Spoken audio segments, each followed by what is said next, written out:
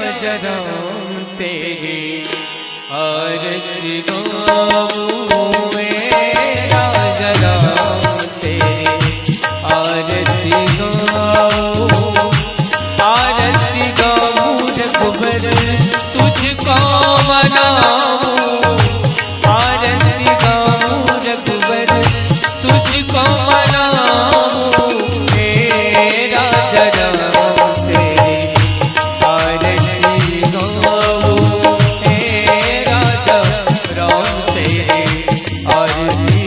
उतारूं।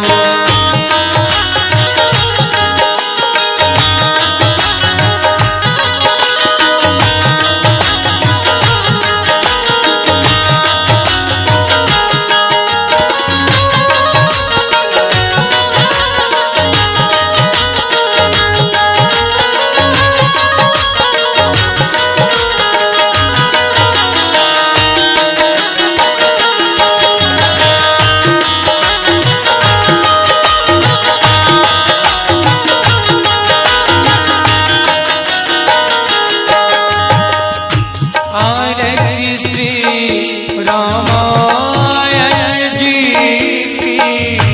की रति कही ललित सी अपनी,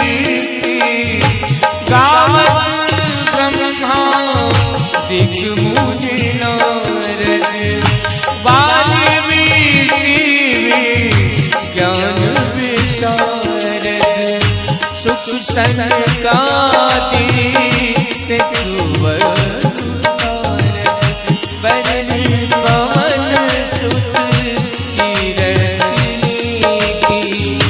गावत वेद पुराण यश शास्त्र सब ग्रंथन को रस, राजा राम तेरी आरती गाऊं,